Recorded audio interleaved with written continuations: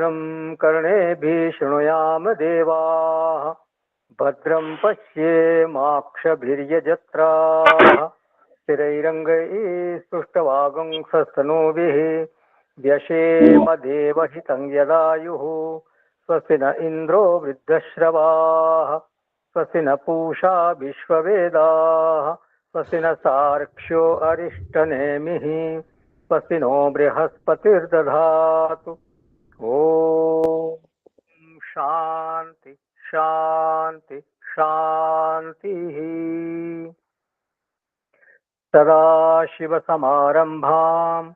शङ्कराचार्यमध्यमाम् अस्मदाचार्यपर्यन्तां वन्दे गुरुपरम्परां शङ्करं शङ्कराचार्यं केशवं बादरायणं सूत्रभाष्यकृतौ वन्दे भगवन्तो पुनः पुनः भगवन्तो पुनः पुनः। गीताध्यानम्। ॐ पार्थाय प्रतिबोधितां भगवता नारायणेन स्वयं व्यासेन ग्रथितां पुराणमुनिना मध्ये महाभारतम् अद्वैतामृतवर्षिणीं भगवतीम् अष्टादशाध्यायिनीम् अम्ब त्वामनुसन्दधामि भगवद्गीते भवद्वेषिणीम्। नमोऽस्तु ते व्यासविशालबुद्धे फुल्लारविन्दायतपत्रनेत्र येन त्वया भारततैलपूर्णः प्रज्वालितो ज्ञानमयप्रदीपः प्रपन्नपारिजाताय स्तोत्रवैत्रैकपाणये ज्ञानमुद्राय कृष्णाय गीतामृतदुहे नमः।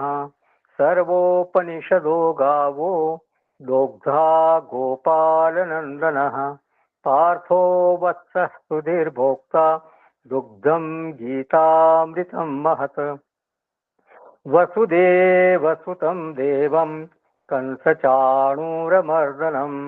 देवकी परमानन्दं कृष्णं वन्दे जगद्गुरुं कृष्णं वन्दे जगद्गुरुं कृष्णं वन्दे जगद्गुरुं।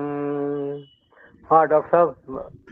जय जय गोविंद जय हरि गोविंद जय जय गोविंद जय हरि गोविंद जय जय गोविंद जय हरि गोविंद जय जय गोविंद जय हरि गोविंद जय जय गोविंद जय हरि गोविंद जय जय गोविंद जय हरि गोविंद जय जय गोविंद जय हरि गोविंद जय जय गोविंद जय हरि गोविंद जय जय गोविंद जय हरि गोविंद जय जय गोविंद जय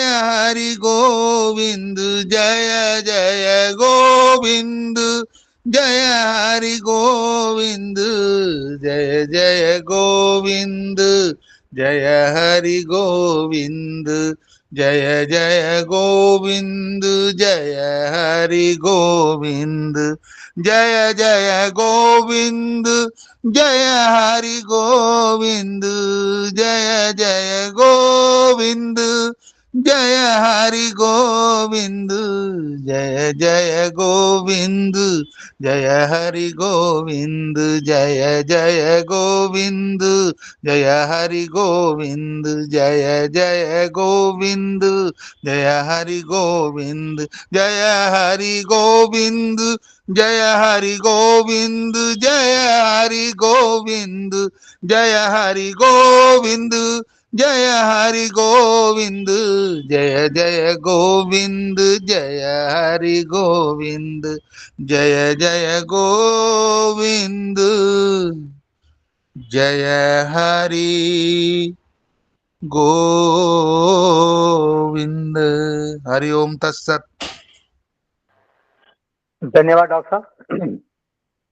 तो इस अध्याय में भगवान ने सृष्टि के बारे में व्याख्यान दिया है। सृष्टि को एक वृक्ष के रूपक के द्वारा समझाया है। मानो की पूरी सृष्टि एक वृक्ष है और वृक्ष होने के नाते उसमें मूल होगा, मतलब जड़ होगी, उस वृक्ष की शाखाएं होंगी, उस वृक्ष के पत्ते होंगे, फूल होंगे, फल होंगे। तो उस वृक्ष का, उसको वृक्ष कहने का एक अभिप्राय और है कि अनेक पक्षियों का वो आजीव्य बनता है, बसेरा बनता है। नाना प्रकार के पक्षी उसमें रहते हैं, उसमें निवास करते हैं, तो उनके भोजन का, उनके जीवन का वो आश्रय बनता है। उसी तरह से ये जो सृष्टि है, ये सभी जीवों का आश्रय बनती है। इसी सृष्टि में बैठ करके सारे जीव कर्म करते हैं और अपने कर्मों के अनुसार फिर देह प्राप्त करते हैं और फिर देह में बैठ करके वो अपना फल भोगते हैं। तो वृक्ष में और सृष्टि में ये साम्यांश है। भगवान भाष्यकार ने पुराणों का एक उदाहरण दिया है, आजीव्य सर्वभूतानाम वृक्ष ब्रह्म वृक्ष सनातन। एक ब्रह्म वृक्ष है, सनातन ब्रह्म वृक्ष है, ब्रह्म वृक्ष है जो कि सभी जीवों का वो आजीव्य बनता है। आजीव्य माने जो जीवन का आधार बनता है और जो उसमें जीवन प्राप्त करते हैं उनको बोलते हैं उपजीवी। वृक्ष जो है वो आजीव्य है और उसमें रहने वाले जो पक्षी हैं वो उपजीवी है, ऐसा समझ लें आप। तो ये जो वृक्ष है ये आजीव्य और हम सभी जीव जो है वो उपजीवी बनकर उसमें निवास करते हैं। और कठोपनिषद में कहा गया कि ये जो जितने भी जीव आदि हैं ये सब फसल की तरह पैदा होते हैं और फसल की तरह नष्ट हो जाते हैं। सस्यमिव पच्यते, सस्यमिव जायते पुनः, सस्यमिव मर्त्य पच्यते, सस्यमिव जायते पुनः। जो फसल है उसकी तरह से वो मृत्यु को प्राप्त होते हैं और फसल की तरह ही उग जाते हैं। तो ये जो संसार वृक्ष है ये सूखता नहीं है। ऋतु बदलने से कभी कुछ पत्ते जो हैं वो उसके कम हो जाए तो हो जाए, लेकिन वृक्ष फसल की तरह बिल्कुल सूखता नहीं है, नष्ट नहीं होता। फसल और वृक्ष में यही अंतर है। फसल एक बार फल देकर के नष्ट हो जाती है, लेकिन वृक्ष फल देकर के नष्ट नहीं होता, कई वर्षों तक वो फल देता रहता है। वृक्ष जो है वो तो केवल काटने से ही कट सकता है, किसी शस्त्र के द्वारा उसको काटा जाए तब वो सूखेगा, बाकी उसको बिना काटे वो सूखेगा नहीं। इसलिए भगवान आगे बोलते हैं असंग शस्त्रेण धीरेण चित्वा, आगे आएगा श्लोक, उसमें हम चर्चा करेंगे उससे। यदि ये संसार वृक्ष अपने आप ही फसल की तरह सूख जाता तो लोगों को बिना प्रयत्न किए ही, बिना साधना के ही उनकी मुक्ति हो जाती। जैसे देह से व्यक्ति छूट जाता है, देह के समाप्त होने, देह का प्रारब्ध समाप्त हुआ और व्यक्ति छूट गया, उसी तरह से ये संसार संसरण से भी छूट जाता, लेकिन ऐसा होता नहीं है। तो इस रूपक में दो साम्यताएं हैं।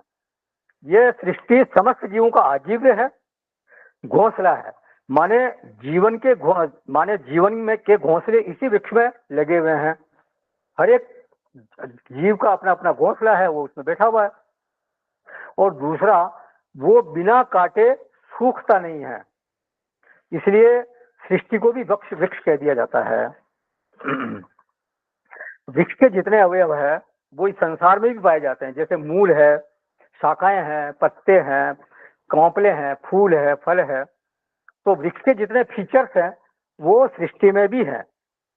पहला फीचर क्या बताया भगवान ने? ऊर्ध्व मूलम।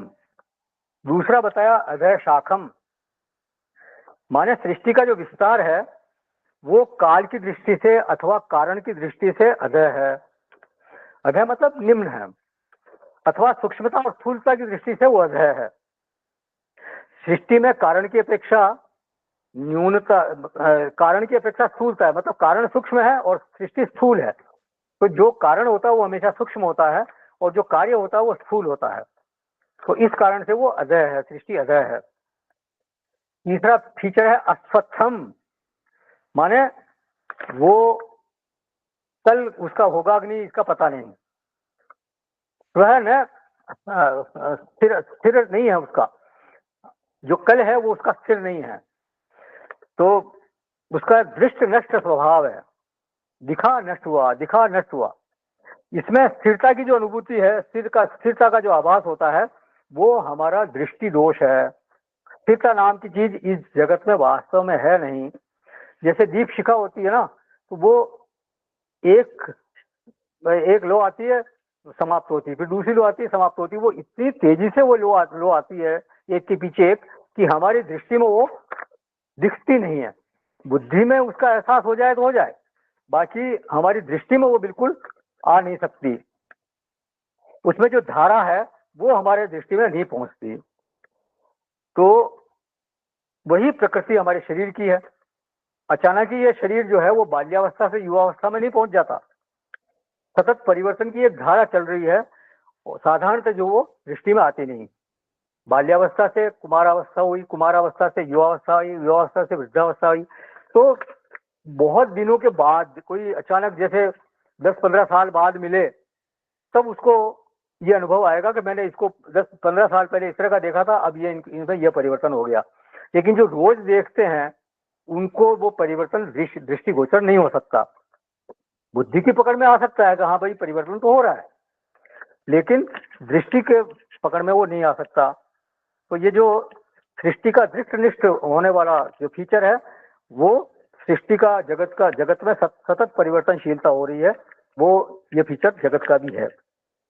हमारे शरीर में करोड़ों सेल्स रोज पैदा होते हैं, रोज मरते हैं। नाखून बढ़ते हैं, बाल बढ़ते हैं, अणु परमाणुओं का प्रवाह चल रहा है, मतलब एक तरह से खेल चल रहा है अंदर भीतर, वो हमारे को पता ही नहीं चल रहा। तो ऊर्ध्व मूलम अधः शाखम अश्वत्थम, और एक फीचर इसका यह है कि ये नित्य प्रवाही है। भगवान बोलते हैं अव्यय, मतलब ये नष्ट नहीं होता, चलता रहता है। माने देह छोड़ने के बाद हमारा नाश नहीं हो रहा है, और ये जगत बार बार इस जीव को भोग देने के लिए बना रहता है, हमेशा बराबर ये बना हुआ है। माने ये प्रवाही नित्य है। जैसे नदी चलती है, एक जल की धारा चल रही है, तो एक जल अभी यहाँ दिखा और वो चला गया, तुरंत उसके पीछे दूसरा चला गया। जो पहले वाला जल था वो अब नहीं है वहां पे, पीछे वाला जल आ गया, पीछे वाला जल आया, आते ही वो भी चला गया, फिर वो उसके पीछे वाला आ गया। तो एक सतत धारा चल रही है, तो उसको बोलते हैं नित्य प्रवाही। परिवर्तन हो रहा है लेकिन वो समाप्त नहीं हो रहा, मतलब वो नित्य प्रवाही है। तो कितने फीचर हो गए? ऊर्ध्व मूलम, अधः शाखम, अश्वत्थम, अव्ययम, 4 फीचर हो गए। फिर इसमें जो पत्ते हैं वो वेद हैं। यहाँ वेद शब्द वाच्य ऋग्वेद आदि तो है ही है, लेकिन वेद का दूसरा अर्थ है ज्ञान। पूरे जगत में मनुष्य वेद से ही, माने वेद की ऋचाओं से ही शासित होता है, लेकिन हम सबके लिए ऐसा नहीं बोल सकते। भारत में तो ठीक है, जो सनातन संप्रदाय है, हमारे जो हिंदू वर्ण है, जो हिंदू धर्म है, उसमें तो वो माना जा सकता है कि वेद जो है वो उसके शासन में लोग रहते हैं। लेकिन पूरी दुनिया में ये वेद से ही शासित होता है ऐसा नहीं है। लेकिन उन ऋचाओं में जो ज्ञान है, जो धर्म संधि विधि निषेधात्मक जो बातें हैं, वो प्रवृत्ति पूरे विश्व में लागू होती है, सब लोगों के ऊपर लागू होती है। ऐसा कोई देश नहीं हो सकता जहां कोई विधि निषेध नहीं हो। मतलब विधि मतलब कुछ करने को कहा जाएगा कि ये करना है, निषेध मतलब आपको ये नहीं करना है। आप देखिए जो कुरान है उसमें भी ये इस तरह की आज्ञाएं दी हुई है कि आपको ये करना है और ये आपको ये नहीं करना है। तो ये हर धर्म में ये बात मिलेगी कि उसमें कुछ विधि होगी, कुछ निषेध वाली बातें होंगी। तो ये कहने वाले जो लोग होंगे वो ज्ञानवान हैं, अनुभवी लोग हैं। नैतिकता के आधार पर, देश काल के आधार पर, संस्कृति के आधार पर ये विधि निषेध का निश्चय वो करते हैं और वहां उस तरह से उनको लागू करते हैं। तो देखिए धर्म का एक दृष्ट फल होता है, अदृष्ट भी होता है, लेकिन एक दृष्ट फल होता है। क्या फल होता है कि अहम में पवित्रता की बुद्धि का अनुभव होता है, उदय होता है। ये धर्म का दृष्ट फल है। जैसे हमने स्नान किया, तो स्नान करने के बाद हमारी बुद्धि में एक पवित्रता का उदय होता है पवित्रता की अनुभूति होती है। जैसे कोई गंदगी लग गई हमारे शरीर पर, हमारे चलने से बैठने से कहीं असावधानी से हमारे शरीर में गंदगी हो गई, गंदगी लग गई बाहर शरीर पर, तो क्या होगा, बुद्धि में अपवित्रता का उदय होगा। लगी वो शरीर पर, लेकिन अपवित्रता की बुद्धि कहाँ उत्पन्न हुई, अहम में। तो जिस क्रिया से, जिस संग से हमारे अहम में पवित्रता की बुद्धि का उदय होता है, उसको कहा जाएगा धर्म। तो मूल तत्व यही है धर्म का। अब मान लो कि यूरोप में, अमेरिका में जो ठंडे प्रदेश, जो ठंडे देश हैं, वहां पे लोग रोज नहाते नहीं हैं, क्योंकि बहुत ज्यादा ठंड होती है, जरूरत ही नहीं होती उनको, पसीना ही बहुत कम आता है। वो क्या करते हैं, फिर केवल कपड़े बदलते हैं, ऑफिस जाने के कपड़े अलग होते हैं, खाने के कपड़े अलग, सोने के कपड़े अलग, वो ठीक है। तो जो जिस बुद्धि का उदय हमारे यहाँ नहाने से पवित्रता की बुद्धि का अहम में उदय होता है, उसी बुद्धि का उदय, उसी पवित्रता की बुद्धि का उदय उनके वहां कपड़े बदलने से हो जाता है। तो मतलब वो ही फल उनको वहां मिल जाएगा जो गर्म देश में नहाने से मिलता है। तो वो इस फल उनको केवल कपड़े बदलने से मिल जाएगा। इस चीज को हमारे को समझना चाहिए। अब जैसे रामेश्वरम में जो ब्राह्मण लोग होते हैं, जो मंदिरों में ब्राह्मण देखे होंगे आपने, वो केवल नीचे धोती पहनते हैं, ऊपर सामान्यतः वो खुला रखते हैं अपने आप को, मतलब शरीर, उनका बदन खुला रहता है। लेकिन आप बद्रीनाथ में या केदारनाथ में वो नियम लागू नहीं कर सकते। वहां पर तो उनको ऊपर भी पूरी तरह से ओढ़ना पड़ेगा, पूरे शरीर को ढकना पड़ेगा, पूरे कपड़े उनको पहनने पड़ेंगे। तो धर्म का मर्म हमारे को समझना चाहिए।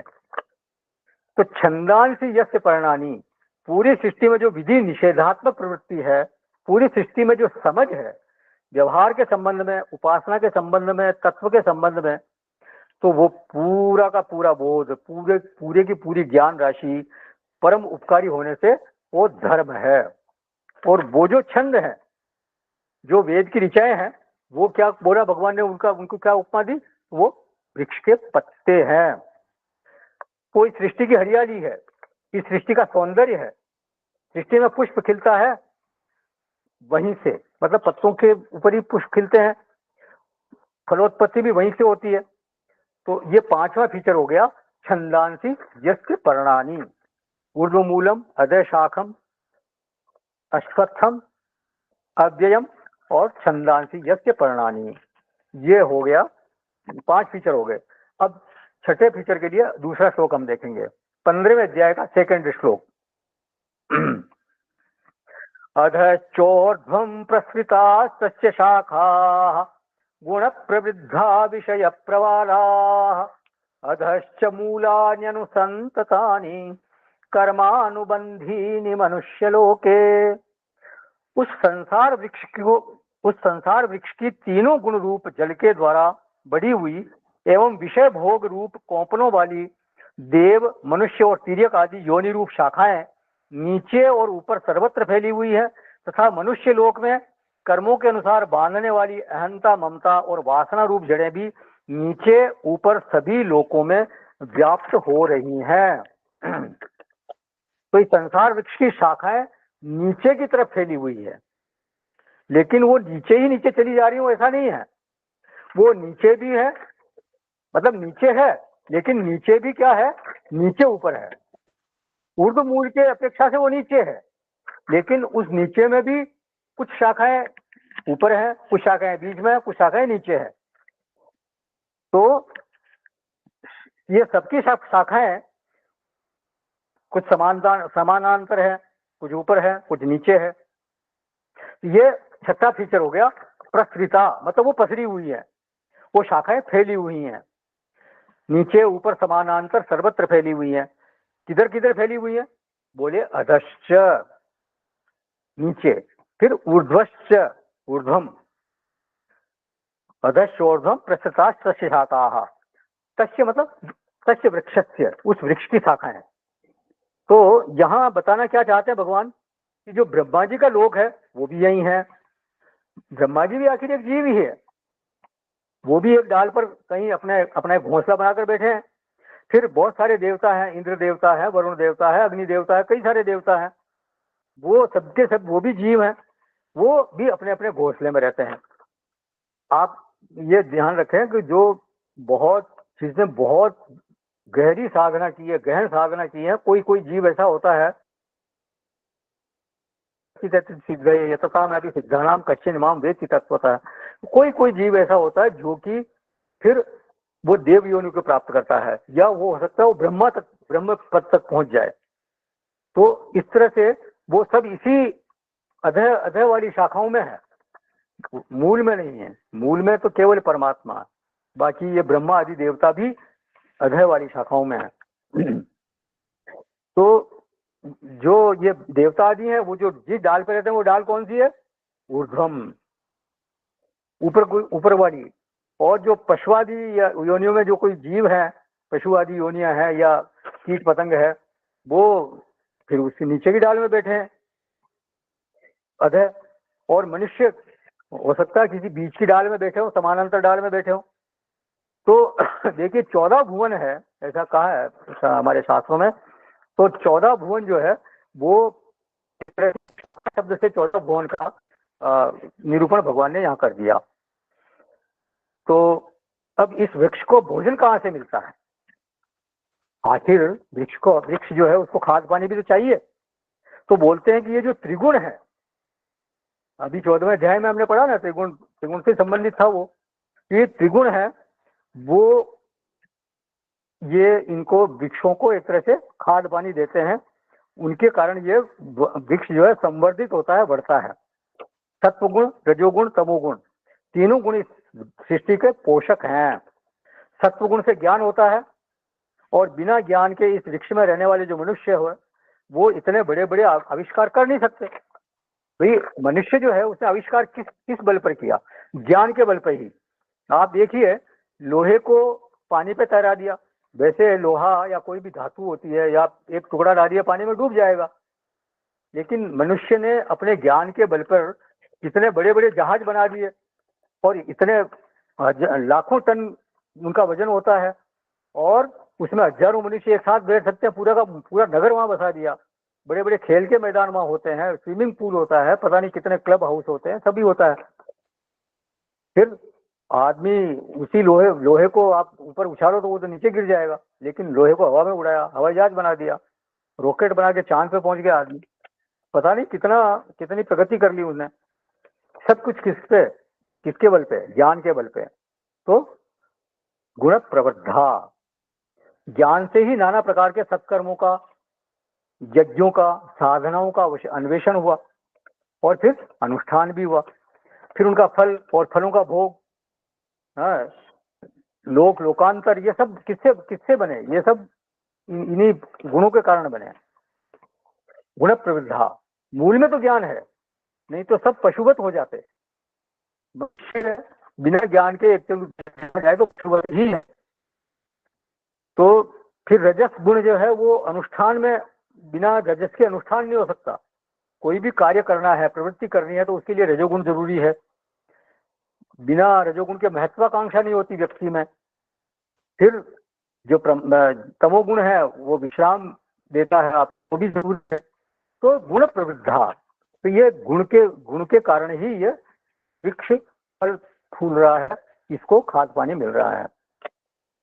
फिर कहते हैं विषय प्रवालाह, ये जो शाखाओं में नई नई कोपलें फूटती हैं, प्रवाल माने कोपल, किसले?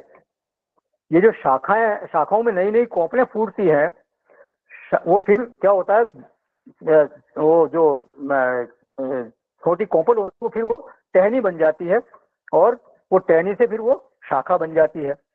तो ये जो विषय है, लोक के विषय हैं।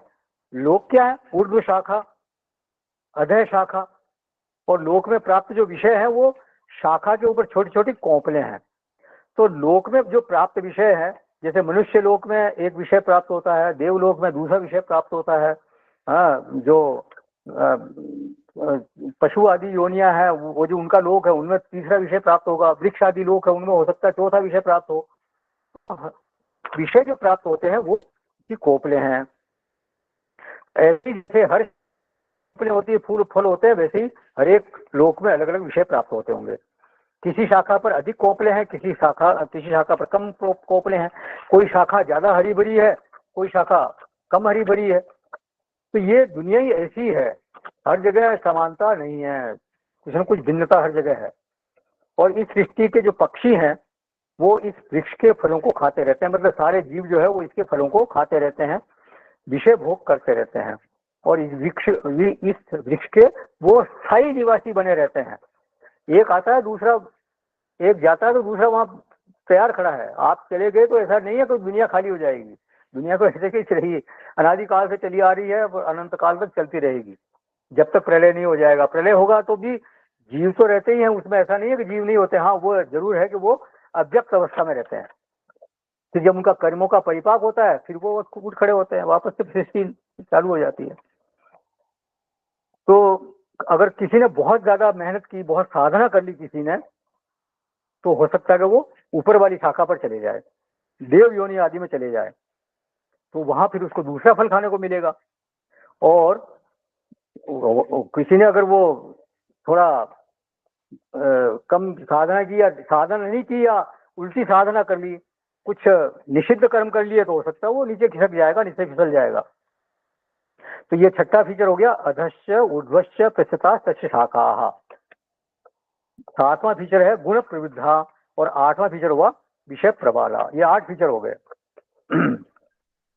अब इस सृष्टि वृक्ष का, इस दुनिया का एक और फीचर बताते हैं कि इस वृक्ष की जड़ तो परमात्मा है, ये सच है, लेकिन इसकी एक अवान्तर जड़ और है। बोलिए अवान्तर जड़ कहाँ से आई? मतलब एक दूसरी जड़ और है। कौन सी है? बोले वो इस पेड़ को और मजबूत बनाती है। बोले वो जड़ कहाँ है? बोले मनुष्य लोके कर्म अनुबंधिनी। क्यों मनुष्य लोके? केवल मनुष्य लोक की बात क्यों की भगवान ने? क्योंकि केवल मनुष्य को ही कर्म का अधिकार है। कर्म का अधिकार केवल मनुष्य योनि में है। इसके अलावा जितनी भी योनियां, चाहे वो देव योनि ही क्यों ना हो, वहां कर्म का अधिकार नहीं है। मनुष्य योनि से इतर जितनी भी योनियां हैं वो सब भोग योनियां हैं, वहां कर्म की स्वतंत्रता नहीं है आपको। जो पहले के कर्म है उनका भोग है, नया कर्म आप वहां कर नहीं सकते। तो इसलिए बोलते हैं मनुष्य लोके। तो ये कर्म रूपी जड़ है कर्मानुबंधिनी। और ये अधश्च, ये अधय है, नीचे है। अधय क्यों है? क्योंकि मनुष्य निम्न योनि है। निम्न योनि क्यों है? देवताओं की अपेक्षा निम्न योनि है। भाष्यकार अधय शब्द के लिए लिखते हैं देवादि अपेक्षया अधः। देव आदि योनियां हैं, उनकी अपेक्षा से ये अधय होने से अधोलोकवासी इनको कहा जाएगा, क्योंकि ये देवताओं की अपेक्षा निम्न है। अब कोई कह सकता है कि पहले जड़ को ऊपर बताया, अब कह रहे हैं कि नीचे भी जड़ें हैं। तो ऊपर वाली जड़ परमात्मा इस वृक्ष का कारण रूप होने से, परमात्मा तो ऊर्ध्व मूल है, लेकिन जीव के संसरण का, जीव को इस वृक्ष में स्थायी निवासी बनाने का, मानो कि वो किस शाखा पर रहेगा और क्या फल खाएगा, इसका जो हेतु बन रहे हैं, इसका जो कारण बन रहे हैं, वो परमात्मा नहीं है। इसका कारण कौन बन रहे हैं? तो इसका कारण के रूप में भगवान ने 3 चीजों का उल्लेख किया।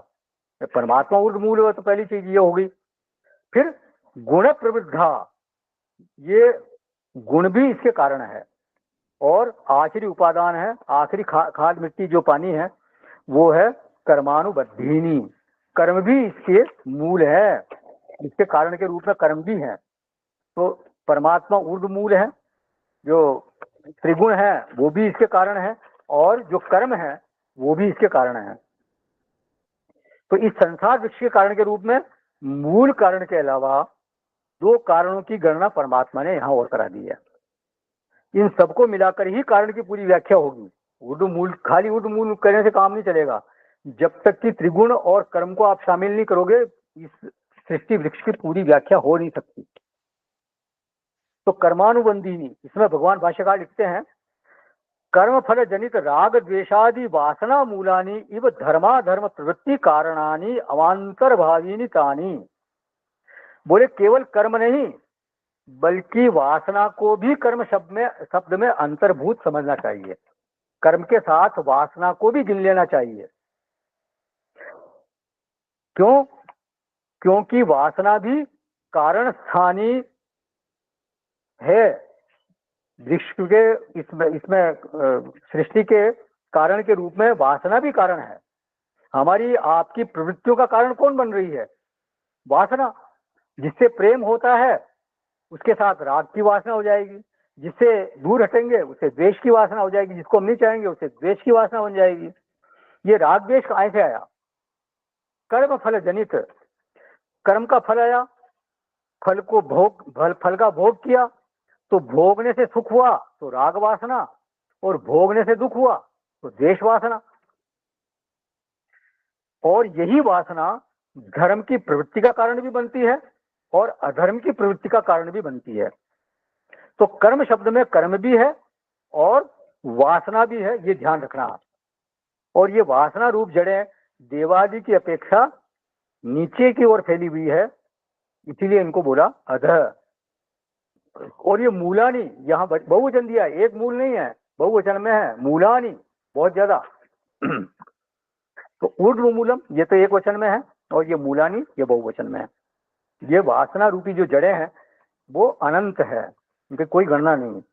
तो कर्मानुबंधीनि मनुष्य लोके, जहाँ मनुष्य को ही विशेष रूप से कर्म का अधिकार है, इसलिए यहाँ भगवान ने उसको मनुष्य लोक का बोला। ये मूल जो है वो मनुष्य लोक में बताई गई है। तो अधश्च मूला न्यनुसंततानि कर्मानुबंधीनी, ये नवा फीचर हो गया। कर्मानुबंधीनी ये नवा फीचर है। तो ये सारे 9 फीचर सृष्टि के हो गए। तो देखिए, कर्म के बिना जगत की व्याख्या नहीं हो सकती, वासना के बिना जगत की व्याख्या नहीं हो सकती, त्रिगुण के बिना जगत की व्याख्या नहीं हो सकती, और विषय के बिना जगत की व्याख्या नहीं हो सकती। विषय भी यही है उसमें। ऊर्ध्व और अधोलोक के बिना जगत की व्याख्या नहीं हो सकती, और परमात्मा के बिना तो इसकी स्थिति ही नहीं हो सकती। जगत की स्थिति किसके कारण है? आधार तो परमात्मा ही है। नश्वरता इसकी प्रकृति है, मतलब दृष्ट नष्ट स्वभाव है, ये नश्वर है। नश्वर मतलब नित्य, ये विनाश को प्राप्त हो रहा है। और नित्य प्रवाह मानता भी इसकी प्रकृति है। नश्वरता भी इसकी प्रकृति है और नित्य प्रवाह मानता भी इसकी प्रकृति है। तो इस सृष्टि प्रकरण में 9 फीचर्स परमात्मा ने बता दिए। तो क्या बात पूरी हो गई क्या? बोले नहीं, अभी बाकी है। वास्तव में देखा जाए तो असली बात तो अभी आ रही है, अब बताएंगे आगे भगवान। तो अब ये 15वें अध्याय का 3रा श्लोक है। दूसरे श्लोक से संबंधित किसी का कोई प्रश्न है या कुछ इसमें ऐड करना है किसी को, या अब तक की चर्चा में किसी को कुछ पूछना है, ऐड करना है? नहीं तो फिर आगे चलेंगे, तीसरे श्लोक में प्रवेश करेंगे। 15वां अध्याय का 3रा श्लोक। न रूपमच्येह तथोपलभ्यते, नान्तो न चादिर्न संप्रतिष्ठा, अश्वत्थमेनं सुविरूढ़मूलम असंग शस्त्रेण दृढ़ेन चित्वा। इस संसार वृक्ष का स्वरूप जैसा कहा है वैसा यहाँ विचार काल में नहीं पाया जाता। क्यों? कि न तो इसका आदि है और न अंत है, तथा न इसकी अच्छी प्रकार से स्थिति ही है। इसलिए इस अहंता, ममता और वासना रूप अति दृढ़ मूल वाले संसार रूप पीपल के वृक्ष को दृढ़ वैराग्य रूप शस्त्र द्वारा काट कर, यहीं तक इसका आधा है ये। अच्छे रूपम यह न उपलब्धते, तथा इसका स्वरूप जैसा यहाँ वर्णन किया गया है, जैसा यहाँ बताया गया है, वैसा उपलब्ध नहीं होता। अब इतनी रामायण गाली और बाद में बोलते हैं कि है ही नहीं है। तो यथा त्वम पश्यति तथा न उपलभ्यते, जैसा आपको दिखता है वैसा ये उपलब्ध नहीं होता। फिर अंतः न उपलभ्यते, अंतः का अभिप्राय यहाँ पर है कि ये कहाँ जाकर के खत्म होता है ये नहीं पता चलता। अंतः शब्द का अर्थ यहाँ नाश से मतलब नहीं है, नाश होने से नहीं है, बल्कि इसका अंत कहाँ जाकर ये पूरा होता है, या कहाँ जाकर इसका छोर का पता नहीं, और छोर का पता नहीं है। नैच आदि, ये कहाँ से आया है, ये सृष्टि कहाँ से आई है, इसका आरंभ कहाँ है, इसका भी पता नहीं चलता। तो कहाँ से उत्पन्न हुआ? न उपलभ्यते। कहाँ जाकर यह खत्म होगा? न उपलभ्यते। रूपम न उपलभ्यते, उपलभ्यते किंतु तथा न उपलभ्यते। ये उपलब्ध तो हो रहा है, लेकिन जैसा बताया गया वैसा उपलब्ध नहीं हो रहा। तो नो फीचर बताने के बाद ये वाक्य बोल रहे हैं भगवान, और कहते हैं नेचर संप्रतिष्ठा, इसकी स्थिति भी नहीं है, माने आदि और अंत के बीच की अवस्था भी इसकी प्राप्त नहीं होती, बिल्कुल उपलब्ध नहीं होती। तो नो फीचर बताने के बाद क्या कह रहे हो आप कि कुछ है ही नहीं। तो सुनने वाला मतलब मानो अर्जुन ने पूछा होगा कि महाराज मैं तो पूरी तरह से फंसा हुआ हूं इस संसार में, फिर आप कह रहे हो कि है नहीं। तो बोले तुम्हारे लिए तो ये बिल्कुल सुविरूढ़ मूलम। तो देखिए ऊपर की पंक्ति में तो कहा न उपलब्धते, और नीचे क्या बोल रहे हैं, सुविरूढ़ मूलम। ये रूढ़ मूलम नहीं, विरूढ़ मूलम नहीं, सुविरूढ़ मूलम, अच्छी तरह से एकदम पक्का दृढ़ किया हुआ है। तो एक बिल्कुल नष्ट भ्रष्ट होने वाले स्वभाव वाली चीज है, लेकिन वो बिल्कुल पक्की दृढ़ होकर के बिल्कुल तुम्हारे लिए बैठी हुई है। संसार बिल्कुल पक्का है, तुम्हारे सिर पर चढ़ा हुआ है, इतना पक्का है कि तुलसी बाबा ने कहा अधिक अधिक अरुझाई, जितना छुड़ाने की कोशिश करता हूं उतना उतना यह अधिक उलझता जाता है। जैसे कोई गमछा कोई झाड़ी में फंस जाए, कांटों में फंस जाए, और उसको छुड़ाने की कोशिश करें तो वो छूटता तो नहीं है, और 2-4 कांटे और उसमें लग जाते हैं। तो ये अधिक अधिक अरुझाई। तो सुविरूढ़ मूलम, बहुत ज्यादा एक दृढ़ रूप से ये आपके अंदर बैठा हुआ है। तो प्रभु क्या करें, ये तो बैठा हुआ तो है, लेकिन इसको कैसे हटाएं। बोले काटो इसको। बोले महाराज कैसे काटें, काटने का कोई तरीका भी होगा। बोले इसके लिए एक शस्त्र लाना पड़ेगा, एक हथियार लाना पड़ेगा, और ऐसा शस्त्र मत लेना ना कि उसको जैसे ही उस पर मारो तो वो शस्त्र ही टूट जाए, ऐसा मत लाना। तो असंग शस्त्रेण दृढ़ेन, भाष्यकार लिखते हैं परमात्मा विमुख निश्चय दृढ़ीकृतेन पुनः पुनः विवेकाभ्यास अश्म निशितेन। बोले ऐसे असंग शस्त्र से जो कि परमात्मा के सम्मुख होना रूप निश्चय से दृढ़ किया हुआ है, मतलब परमात्मा की तरफ सम्मुख होने का आपने दृढ़ निश्चय कर लिया, ऐसा शस्त्र है। और वो बारंबार विवेकाभ्यास रूप पत्थर पर घिस करके पेना किया हुआ है, मतलब बार बार अभ्यास किया है, बार बार अभ्यास किया है परमात्मा की तरफ चलने का। तो उस बार बार अभ्यास रूप पत्थर पर उसको पेना किया है, और परमात्मा की तरफ सम्मुख होने का रूप उसका असंग शस्त्र है।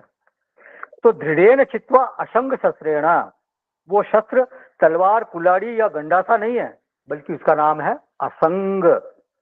इस संसार वृक्ष को और किसी शस्त्र द्वारा काट नहीं सकते, केवल और केवल असंग नाम के शस्त्र से ही इसको काटा जा सकता है। तो असंग माने क्या, संग माने होता है ममत्व की स्वीकृति, ममता, किसी वस्तु व्यक्ति स्थान के प्रति शोभनाध्यास हो गया और फिर उसमें ममता अगर मिल जाए तब संग की सिद्धि होती है। शोभनाध्यास माने कोई चीज आपको प्रिय लगती है, बहुत अच्छी लगती है, आप उसको चाहने लगते हो। तो शोभनाध्यास जो है वो संग का आधार बनता है। क्यों? क्योंकि उस चीज को हम चाहने लगते हैं। लेकिन संग तभी बनेगा जब उसमें ममत्व जुड़ेगा। तो संग शब्द का अर्थ है ममत्वेन स्वीकृति, ममता की स्वीकृति। जब अहम का इदम के साथ संग हो जाता है तब बीच में ममता वृत्ति उदय हो जाती है।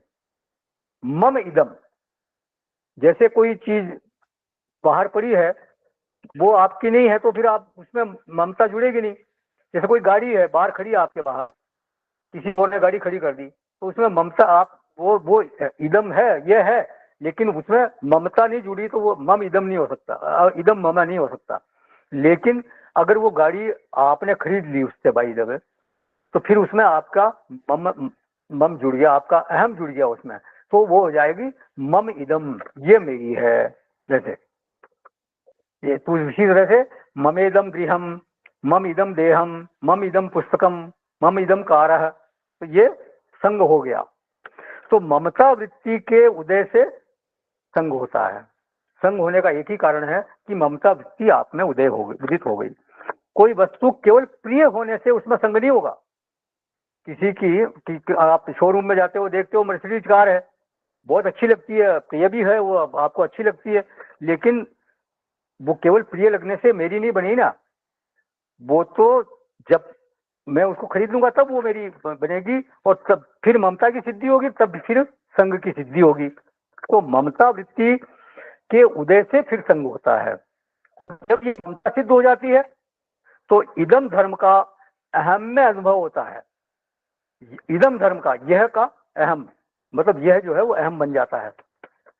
माने घर के ऊपर या कार के ऊपर अगर कोई क्षति हो गई तो फिर वो अहम में क्षति का अनुभव होता है। कार पे वो एकदम नई कार है, किसी ने स्क्रैच लगा दिया तो जैसे आपके दिल पर चोट लगी, ऐसा होता है, देखा कई बार। अरे अरे, मतलब भीतर में एक दुख की अनुभूति होती है कि मेरी कार में ऐसे ऐसे ये स्क्रैच लग गया, या मकान का कोई हिस्सा टूट गया किसी कारण से, पुराना मकान है और कहीं से गिर गया तो ऐसा लगता है कि ये हो गया। मतलब वो जहाँ अहम की मम जुड़ा हुआ है वहां पर अगर कोई उस इदम में क्षति होती है तो वो अहम में क्षति का अनुभव होता है।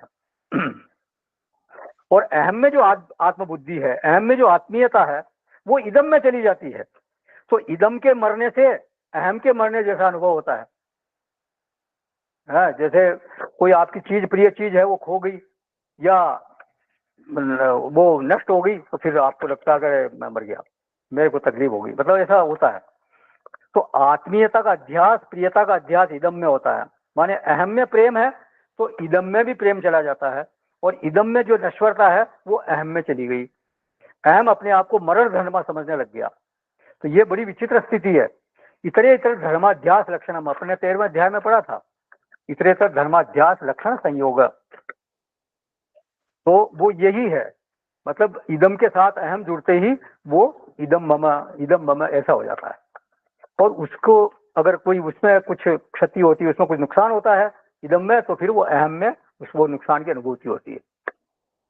तो ये ममता जो है वो बहुत जब गाढ़ी हो जाती है, कहीं कहीं पर धर्माध्यास इतना गहरा हो जाता है कि इदम धर्म का अहम में अनुभव होने लगता है, और वो इदम अहम वाच्य हो जाता है। जैसे अहम मनुष्य है, शरीर को हम कभी अहम शरीर नहीं बोलते, मैं शरीर हूं ऐसा नहीं बोलते, अहम मनुष्य है। शरीर के लिए बोलेंगे मेरा शरीर, मेरा सिर, मेरे कपड़े, वो बोलेंगे हम। लेकिन अहम मनुष्य, मेरा मनुष्य ऐसा कभी नहीं बोलेंगे। अहम मनुष्य है, अहम युवा, अहम वृद्ध है। कभी कोई ये नहीं बोलता कि मेरा मनुष्य, शरीर को बोलता है मेरा शरीर। तो ऐसी विचित्र स्थिति है, ये सब अविद्या प्रपंच है। अब इस संग का फल क्या होता है? अगर संग हो गया तो फल क्या है? संग का फल है संयोग वियोग में प्रभावित होना। जितना गाढ़ा संग होगा उतना ही उस वस्तु का संयोग वियोग हमारे चित्त को प्रभावित करेगा, वो चित्त को विह्वल करेगा ही करेगा। हम कभी स्टेशन पर जाते हैं, वहां सैकड़ों लोग आते जाते रहते हैं, तो हमारे चित्त में किसी प्रकार का कोई प्रभाव नहीं होता क्योंकि सारे अनजान है। लेकिन उन्हीं में कोई ऐसा परिचित मिल जाए जिसको आप जानते हो, तो उसको देखते ही आपके चित्त पर प्रभाव पड़ेगा कि ये मेरे परिचित हैं। अब हो सकता है वो आपके मित्र हो तो आप जाके भाग के उनसे मिलोगे, अरे भाई क्या हाल है। अच्छा, हो सकता है कोई आपको पसंद नहीं हो, आप कोई ऐसा व्यक्ति हो जो कि जिसको आप पसंद नहीं करते हो, तो आप उससे दूर हटोगे, उससे ये सोचोगे कि भाई इसकी नजर न पड़े मेरे पे, मैं तो दूर रहूं इससे। तो वो जो प्रभाव की तीव्रता या मंदता है वो इस बात पर निर्भर करेगी कि मम कितना प्रगाढ़ है वहां पर, मम कितना प्रगाढ़ है या मम कितना मंद है, वो उसी तरह का प्रभाव फिर आपके चित्त पर होगा। तो किसी वस्तु, व्यक्ति या स्थान के साथ यदि संग बहुत गाढ़ा है तो उसके मिलने पर या उसके आने पर या उसके जाने पर या उसके खोने पाने पर चित्त पर बहुत अधिक प्रभाव पड़ता है। अगर संग बहुत गाढ़ा है तो फिर उसके पाने पर या खोने पर बहुत ज्यादा प्रभाव पड़ेगा। अच्छा, जब चित्त ईदनता से इस तरह से आक्रांत हो तो फिर परिमार्गण का, माने चित्त शोधन का, मनन का, ध्यान का, जप आदि का चित्त में अवकाश नहीं होता, चित्त को अवकाश ही नहीं मिलता। अगर इस तरह का ईदनता की बहुत ज्यादा आक्रांति है चित्त में, ये ममत्व बहुत ज्यादा है, तो फिर ये और बातों में ध्यान आपका जाता नहीं। इसलिए भगवान का कहना यह है कि पहले आपको असंगता को साधना चाहिए, तभी यह वृक्ष कट पाएगा। लेकिन ध्यान देने की बात यह है कि वास्तव में तो ये वृक्ष कटता नहीं है, अगर असंगता से वृक्ष कट जाता होता तो आगे के अध्यायों की जरूरत ही नहीं पड़ती। असंगता से भी वृक्ष ये पूरी तरह से करता नहीं है। ये तो वृक्ष किससे करता है? केवल अधिष्ठान का ज्ञान होगा तभी ये वृक्ष कटेगा, इसके अलावा इसके वृक्ष के कटने की संभावना नहीं है। तो बिना अधिष्ठान के ज्ञान के ये कटना कठिन है। तो फिर यहाँ छित्वा क्यों लिखा भगवान ने? तो वृक्षस्य प्रभावम छित्वा, इस सृष्टि का जो चित्त पर पड़ने वाला प्रभाव है, इस चित्त का जो इस चित्त पर जो सृष्टि का प्रभाव पड़ता है, किसी के संग से प्रभाव पड़ता है, कोई दृढ़ संग है चाहे मंद संग है, उससे जो प्रभाव पड़ता है तो असंगता से वो निश्चित रूप से वो प्रभाव मंद हो जाएगा, शिथिल हो जाएगा। किसी वस्तु के होने मात्र से चित्त में कभी खलबली नहीं बसती। केवल वस्तु है उससे फर्क नहीं पड़ेगा। वस्तु पर तो मिथ्या दोष लगाया जाता है कि इस वस्तु के कारण ऐसा हो गया, मेरे चित्त में ऐसा प्रभाव हो रहा है। यदि उस वस्तु में ममता नहीं हो, मम भाव नहीं हो, तो फिर चित्त में कोई किसी प्रकार का कोई आंदोलन होगा नहीं। वो तो जब वस्तु में ममत्व होगा कि ये मेरी है, और उस वस्तु के मिलने से या उस वस्तु के खोने से फिर आपके चित्त पर प्रभाव पड़ेगा, अदरवाइज कोई प्रभाव पड़ेगा नहीं। तो असंगता अगर सद जाए तो उसका सीधा साधना में जो लाभ है वो ये है कि चित्त समाहित हो जाएगा, चित्त शांत रहने लगेगा, चित्त का संयोग वियोग काल में वो निर्द्वंद्व रहने लगेगा, द्वंद्व नहीं होगा, वो शांत रहने लगेगा। खोने पाने में निर्द्वंद्व रहना, कोई चीज मिल गई तो भी कोई बहुत ज्यादा हर्ष नहीं हुआ, और खो गई तो भी किसी प्रकार का कोई दुख नहीं हुआ, तो निर्द्वंद्व हो गए। माने वो वस्तु चित्त को आंदोलित करने में असमर्थ हो गई। ईदनता में वो सामर्थ्य नहीं रहती कि वो चित्त को विह्वल कर दे, चित्त को दुखी कर दे, व्यथित कर दे। और यथारहित जो चित्त होता है वो ही अमृतत्व का अधिकारी होता है। कहा है भगवान ने, यम ही न व्यसयन्ते ते पुरुषम पुरुषर्षभ सब दुख सुखम धीरम सो अमृतत्वाय कल्पते। जो किसी प्रकार से व्यथा को प्राप्त नहीं होता वही अमृतत्व का अधिकारी होता है। दूसरे अध्याय में कहा भगवान ने। तो छित्वा प्रभावम छित्वा, ममता छिन्न हो जाए, ममता बिल्कुल मिट जाए। असंग शस्त्रेण दृढ़ेन छित्वा, इस वृक्ष को असंग रूपी शस्त्र से काट डालो। तो इस श्लोक से संबंधित किसी का कोई प्रश्न है क्या? ये तो आगे के श्लोक में चलेंगे। कुछ ऐड करना है इसमें? तो ये चौथा श्लोक भगवान बोलते हैं इस हाँ बताएं सर। इस श्लोक में वैराग्य का कुछ महत्व है। इस श्लोक में वैराग्य रूपी शस्त्र से इसे काटने की बात है। हाँ, असंगता क्या है? असंगता का मतलब ही वैराग्य ही है। राग का नहीं होना, राग नहीं होना मतलब कोई संग नहीं है जी। तो वही बात है। संग होना का मतलब क्या? ममता वहां हो गई, मतलब उसमें प्रिय लगता है, कोई चीज प्रिय लगी मतलब राग हुआ, राग हुआ फिर उसमें संग हो गया। भगवान ने कहा ना दूसरे ध्याय तो विषयान पुंसा संगस्ते शुभ जायते संगा संजायते काम है कामात क्रोधो भी जायते। और फिर आगे एक श्लोक बोलते हैं कि राग द्वेष वियुक्त विषयान इंद्रिय चरण। तो वो राग जो है वो ही ये संग है। ये वास्तव में संग रहित होने का मतलब वैरागी होना, उससे आपको किसी प्रकार का कोई राग नहीं रहा। यस हाँ बोलिए। ये बात आई कि अधिष्ठान के ज्ञान से ही कटेगा, इसको थोड़ा और खोलिए। अधिष्ठान मतलब अधिष्ठान तो एक ही है, परमात्मा। जैसे रज्जू में आपको सर्प दिख रहा है तो वो सर्प तब तक दिखाई देगा जब तक कि वो अंधकार है, जब तक कि वो अज्ञान है। वो आपको फिर सर्प दिखाई भी देगा और उससे आपके ऊपर प्रभाव भी पड़ेगा, आप उससे आपको भय लगेगा। लेकिन अगर अचानक प्रकाश हो जाए, आपको वो अधिष्ठान का ज्ञान हो जाएगा, मतलब रज्जू का ज्ञान हो जाएगा, तो फिर सर्प रहेगा क्या? सर्प नहीं रहेगा। तो अधिष्ठान का ज्ञान मतलब परमात्मा ज्ञान, आत्मानुभूति, स्वरूपावस्थान। अब अधिष्ठान का जब ज्ञान हो जाएगा तो फिर ये संसार स्वतः ही समाप्त हो जाएगा, फिर संसार रहेगा ही नहीं। यस, ठीक है साहब, चलें ठीक है। चौथे श्लोक में। हाँ, और किसी का कोई प्रश्न? चलिए। ततः पदं तत्परिमार्गितव्यं यस्मिन् गता न निवर्तन्ति भूयः तमेव चाद्यं पुरुषं प्रपद्ये यतः प्रवृत्तिः प्रसृता पुराणी। उसके पश्चात उस परम पद रूप परमेश्वर को भली भांति खोजना चाहिए, जिसमें गए हुए पुरुष फिर लौटकर संसार में नहीं आते, और जिस परमेश्वर से इस पुरातन संसार वृक्ष की प्रवृत्ति विस्तार को प्राप्त हुई है, उसी आदि पुरुष नारायण के मैं शरण हूँ। इस प्रकार दृढ़ निश्चय करके उस परमेश्वर का मनन और निधि ध्यासन करना चाहिए। तो ततः माने तत्पश्चात, मतलब ये कब ये हो गया, उसके बाद असंग शस्त्रेण से आपने छित्वा हो गया, उसके बाद की बात बता रहे हैं। तो माने एक तरह से अधिकार का यहाँ निष्पादन भगवान ने कर दिया।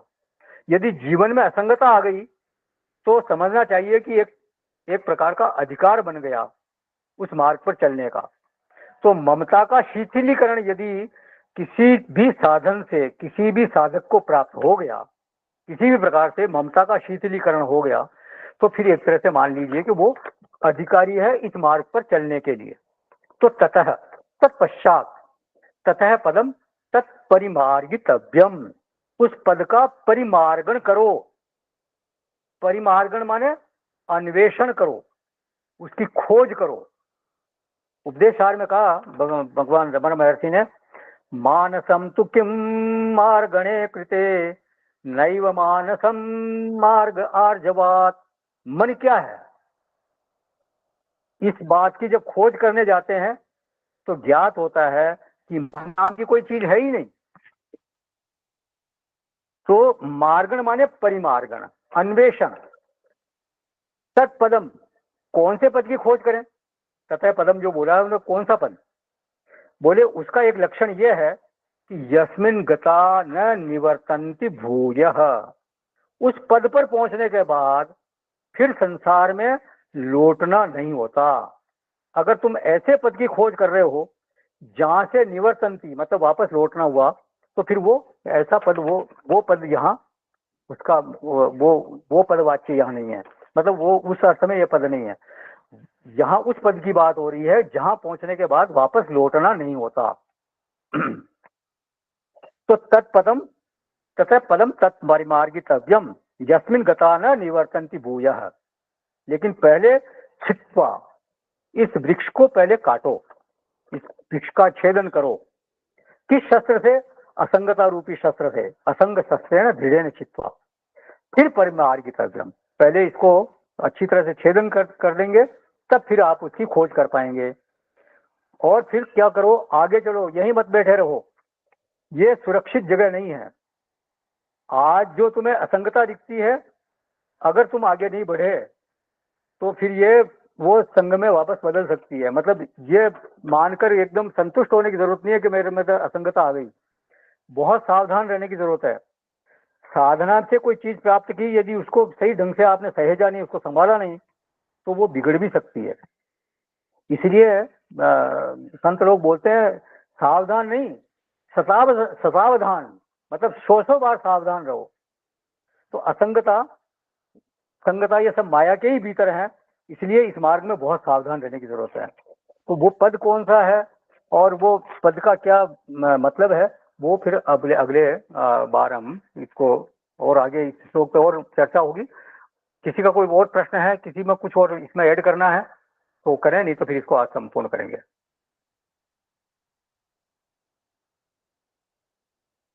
चलिए। ओ पूर्णमद पूर्णमिदं पूर्णात् पूर्णमुदच्यते पूर्णस्य पूर्णमादाय पूर्णमेवावशिष्यते। ओम शांति शांति शांति। हरि ओम। श्री गुरुभ्यो नमः। हरि ओम।